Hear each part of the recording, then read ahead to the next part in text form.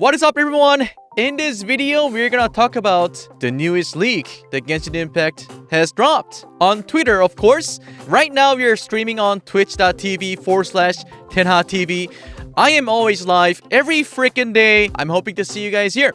Anyways, you can also follow my socials. You can search for me on Twitter. It's Tenha TV as well. Instagram and TikTok if you ever want to support me from there. Let's get down to business. We are getting Yae Miko, right? But she seems to be more of like a main DPS than a sub DPS. However, if that's the case, I was thinking we need a good catalyst. We always had these really bad catalysts in the game, and we were thinking Mihoyo is being a racist against catalyst people. Anyways, we are gonna go ahead and take a look at all those catalyst weapons that we have in the game. So there is Memory of Dust, which gives you a fucking shield strength, you know, and gives you attack percentage when this catalyst gives you attack. So that's hell of a lot of attack, you know, you can get. Anyways, more than that, we have Skyward Atlas, which is included in the perma banner. In my eyes, I still think this is kind of shitty compared to other weapons like Claymore, Spear, and all that. Lost Prayer, when it's the meta for you to rotate characters, this was not it. This was just a huge turnoff.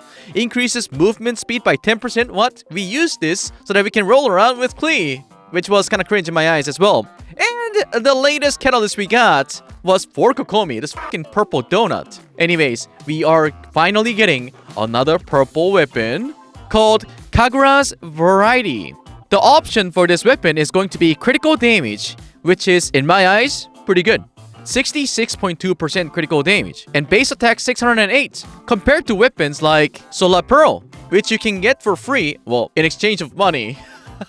From Battle Pass, Solar Pearl, it gives you 510 base attack, gives you 27.6% crit rate. Just by comparing the base stats, the one we're getting for Yayamiko is better, of course.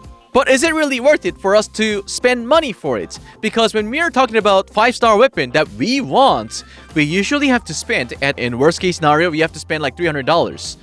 Anyways, on top of that, we have a very good F2P weapon. I don't know if you should be calling this a F2P weapon. The Wit Sith, which gives you critical damage as the main stats. And, you know, it's kind of RNG, but when you swap out to the character that uses Wit Sith, you get this random effects. And at R5, you get attack increase by 120% and elemental damage increased by 96%. And I would like to say that this weapon is probably a mistake by Mihoyo, because I still think one of the best weapons you can use on Catalyst user is going to be Wit Sith. But this can only occur once every 30 seconds. Well, that is the only bad thing about this weapon. But for a rotation team, I think this is good enough. As long as your Catalyst user is strong enough to just kill everything within this bonus effect. But I kind of doubt it. Yeah, Miko's are Electro. So I would have to say that we have to go for something that is more consistent. So it says that gains the Kagura dance effect when using an elemental skill, causing the elemental skill damage for the character yielding this weapon to increase by 12% for 16 seconds. Max 3 stacks. This character will gain 12% all elemental damage bonus when they possess 3 stacks. And I suspect that at R5, these two numbers are gonna be doubled. So if this gets doubled, think about this. 24% times 3, that's 72% elemental skill damage. Is this worth it for you to R5? Absolutely not. But it's like a symbolic thing from Mihoyo that they're trying to give us a better catalyst in the future, but nothing too good in general. Like such as Skyward Harp, you know, that weapon is good for all the bow characters, you know?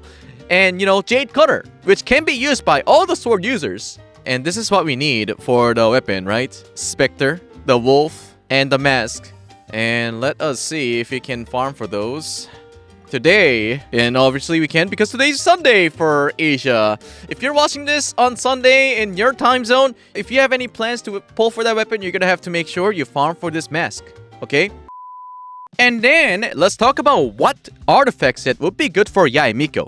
So for the math guys, we have confirmed that when you ignore the reaction damage, Yayamiko actually does more damage slightly when you go for attack percentage than EM Sans. So, this is ignoring the reaction damage. How I would be using Yae Miko, I would probably use reactions. I'm probably gonna build her team with maybe Kazuha, with Singchu, so we can just do a zap team, right? And you would need to do reactions so that you can get some bonus damage here and there. So what I would suggest you do is you can either go for full Fate Set. Fate Set never goes wrong. It's not gonna hurt your characters. Think about this. Energy recharge and more elemental burst damage, it's good for your character most likely.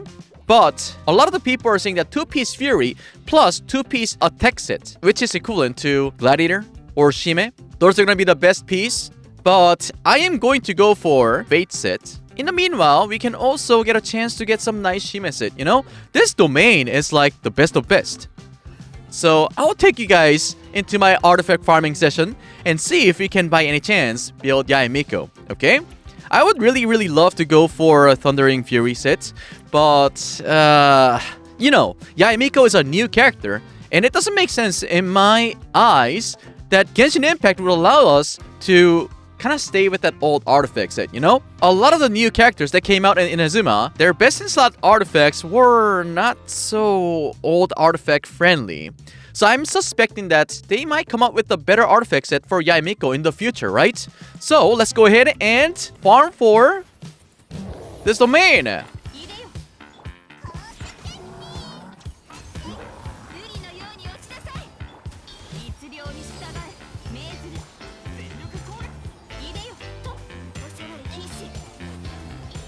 Nice.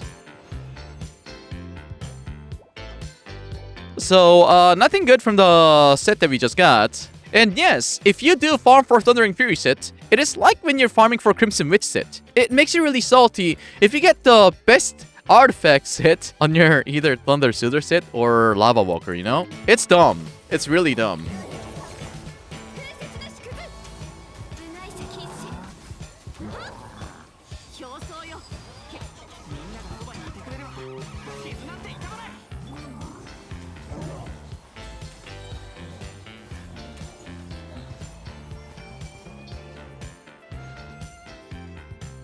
Okay, defense. And no, nothing yet.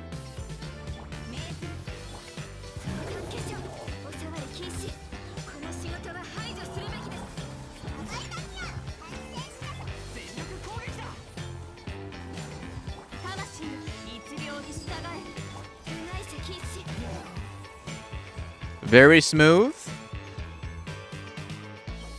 Okay, that's a no. And this is also another no.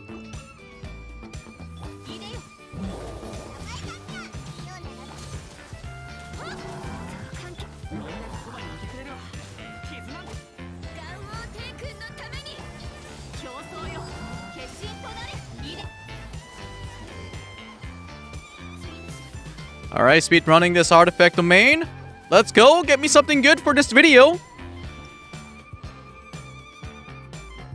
No and no.